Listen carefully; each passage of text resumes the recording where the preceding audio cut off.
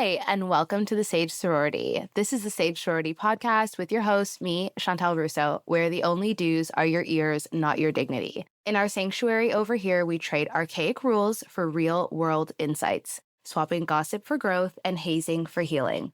This is a secret society, ladies. All we ask is trust, so let's go. Hi, and welcome to the podcast. I cannot express how happy and also relieved I am to finally be doing this. If I could only explain to you the mental blocks I had to get over just to even get one episode live, it's actually insane. I have been creating content on the internet now for many years, and it really was hard for me to finally be like, okay, I'm going to do this podcast and I'm finally going to hit play and just go on with it. I had a lot of mental blocks. And if you know me in real life, you are no stranger to that because I've expressed my concern and my hesitation and just my real life can't get over this and I don't know why. So the fact that this is in your ears right now is a celebration in of itself. You guys heard the intro. This is the Sage Sorority podcast, and it'll be part of a larger collective of ideas and dreams and goals that I have for it. But the Sage Sorority will be the podcast. I will be your host. And in a nutshell, this is really about, I feel like there's a lot of content out there for women in their 20s, college age, post-college. And it's kind of like, what about when you move past that? You know what I mean? What about when you have major transitions in your life and you're not 25 and it's like wrapped up in a cute little bow? What about when you're 35 or 46? And I kind of felt like that was missing from the conversation. I've been a lover and a consumer and a customer of podcasts for well over a decade. I used to listen to Tim Ferriss and James Altucher back in the day. Those are some of the first podcasts that I ever kind of stumbled on. I used to have a really long commute, like an hour and a half drive, and podcasts literally got me through my commute and set me up for success. So I want to drop my hat in the conversation. And this has been a long time coming, not just me getting over my mental block, but also me feeling like I want to take the next step in my content creation career. I've always wanted to do a podcast. I think the final nudge, I would say, was TikTok, because TikTok allowed me to showcase myself and my content in a different way and just give me a little bit more avenues. And through that, I feel like the girl chats, the conversations were really well received. And it's something that I also know in my real life. So although fashion and beauty and lifestyle has kind of been like my North Star and will continue to be in a lot of ways, in my real life, it is emotional support, talking, chatting, fleshing out our lives, going through thoughts, being non-judgmental, giving nuance, realizing that life is a paradox, realizing that we all have a lot of texture to the decisions that we make. And that is really my strength. So me coming to now have a podcast just kind of makes sense, I feel like. I want to get better at delivering the message. So each week, stay with me and you will be able to see my growth in real time. Okay, so enough of an intro. Let's get into today's episode.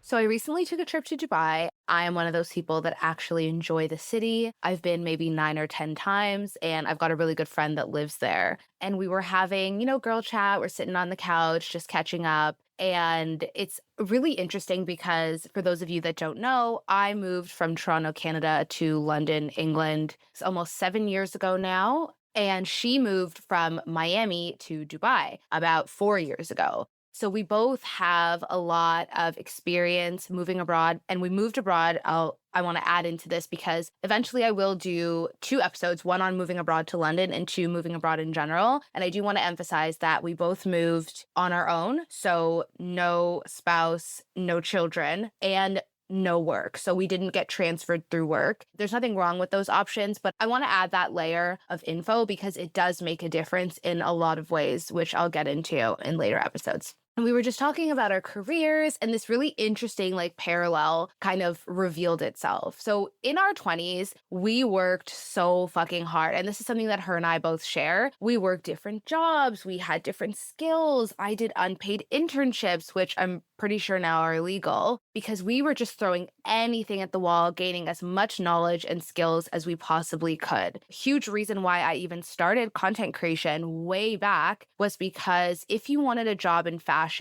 or PR or anything in that lifestyle space, your cut above the other applicants was having something else. Blog was kind of the way forward. Instagram wasn't really a thing. It wasn't the behemoth that it is now, but you needed something. I don't know if that's the same now. I don't know if it's even worse now. Like, maybe someone can chime in and let me know. But that was what you needed. And that's kind of why I started.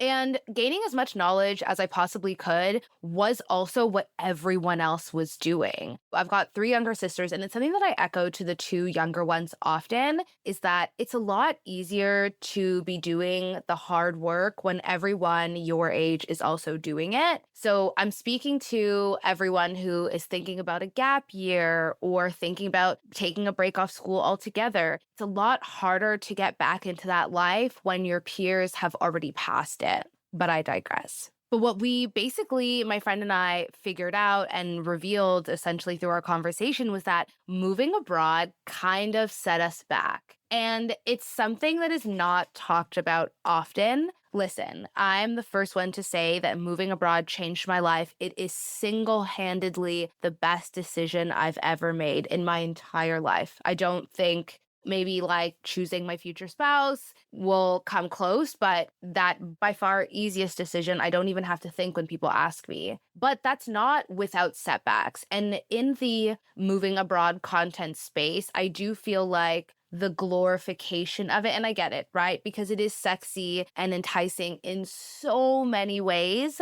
but not without setback. And I just can't emphasize that enough. And that's basically what we were coming to. And we were focused mostly on our career. In her situation, the industry in the Middle East is completely different than what she was used to in South Florida. And in my situation, the industry had changed quite a bit, not only during my stay here, but also what I wasn't prepared for is that, in my humble opinion, London is much slower than North America. And I know North America is quite big, but I will reference this by saying Toronto, although it is a small city, it is the biggest city in Canada. It is, the temperature check of the country. On top of that, it gets piggybacked and is highly influenced by New York. London is not. And I think I just made the assumption that most people do, which is bigger place, more people, bigger city, more money, rinse and repeat. And London is not like that. It is much slower to do business. If you are coming from North America and you are coming to Europe to do business, I would say it's probably the most fast-paced European city. But if you are comparing it to other places in North America that you are used to doing business, there's quite a drag, just going to be honest. And the point of our conversation was that I found myself giving the advice that I gave to her was, we worked so hard and it's more than okay if our 30s don't look career-wise like what we anticipated them to be. And that was really hard to stomach, but it was also this massive revelation at the same time. When you're younger, you just kind of assume that everything is going to go in this like straight line, like up and up and up, right? Every year you're going to make more money. Every job you're going to make more money. Every time you're going to get a promotion. There's no talk in school and college and uni of actually your game of life, especially when you're talking about career in your 20s and 30s and probably even your 40s at this point, is probably going to look more like a game of snakes and ladders than it is just one steep upcline. It's going to be a lot more squiggly. I'm sure we've all seen that like infographic of what you think it looks like, what it actually looks like, and it's true. And yes, you could say, okay, but Chantal, like not everyone moves abroad and you made that decision, so that's why maybe you have more of a deviation in your plan.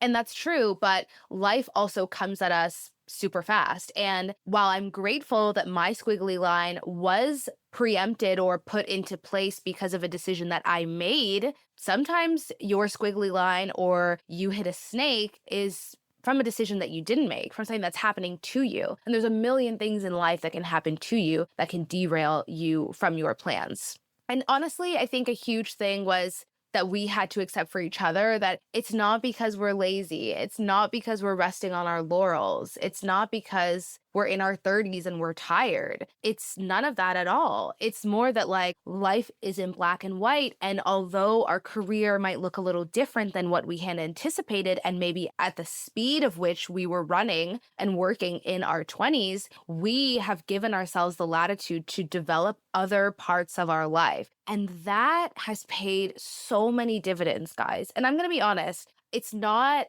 dividends that people can see, that if they go on my Instagram, they might be like, oh yeah, like, she's doing this, this, and the third, but it's something that I feel. And for me, as someone who's been on the internet for a very long time, having a life that looks good on your phone, but also feels good in real life is the utmost importance. There is no deviation from my life online to my life in real life. There's no cap. There is nothing. Like, however good it looks on Instagram is how good it feels in my real life, if not better, to be honest. And I think that's kind of where we landed.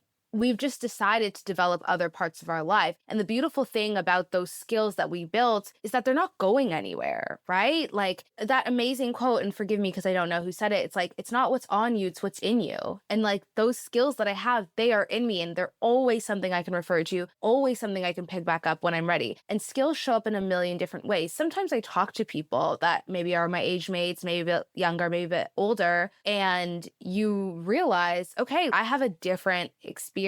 I have a layered, textured purview on life, and I'm so grateful for that. And a huge reason for that is because I was living the bad jobs, the good jobs, the in-between jobs. I was living. I wasn't living vicariously through people online. I was living my own life and creating it for myself offline.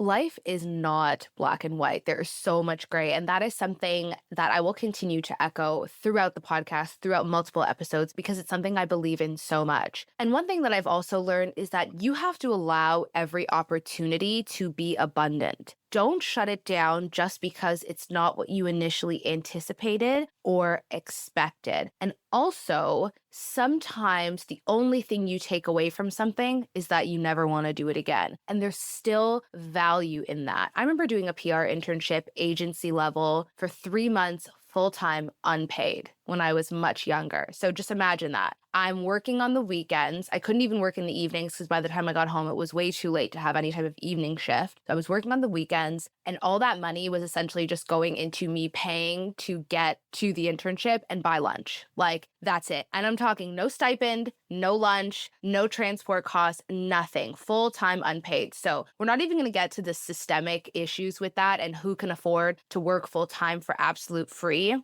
and how these things prevent a large group of people from moving forward. But I did it. And God knows that at the end of that internship, the only thing I realized was that I never want to do agency PR ever again. That was it, guys. Yes, I learned tidbits and this and that. And we used to do these Monday morning meetings, and I was quite young, and I used to say like a lot, which I still do. And the principal was like, don't say like, remove filler words. And that's great. And I learned things that, again, this was a long time ago and I still remember. But my biggest takeaway was that I don't ever want to do this job. And I don't regret that at all. Even now, many years later, I don't think it was a waste of time. I don't think it was a scam. I don't think anything like that. I'm grateful for that experience. I'll be honest, I didn't anticipate myself taking my foot off the gas when I moved to London. I really didn't. I was like, I'm going to just do what I do in a different place, right? It's going to be bigger. It's going to be better. Everyone's going to be on their shit there. Like, yes. And I moved here and people just did not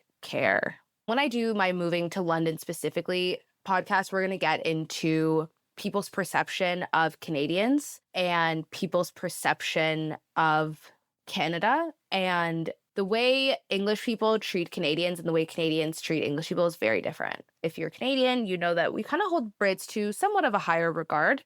They do not do the same here. at all. I have way too many examples of that being true. Anyways, when I got here, I just realized there's only so much you can prepare for ahead of time, because you might be like, Chantal, but didn't you do your research? Didn't you speak to people? And I did. I knew people from Toronto, from my area, from my high schools that moved to London. They did the same thing I did. They moved here. They both loved it, changed their lives. And both of them were like, I think you would love it. And they were right. At the end of the day, there's only so much advice you can get from people. They're not you. They can never have your lived experience. Someone who knows you deep and intimate in this world is still not you. They can't live like how you live. They can't see things like how you see things. They can't feel like how you feel. Now, I'm not saying these things hold no validity in getting advice and all that and the third. Of course it does. But at the end of the day, they can't live it for me.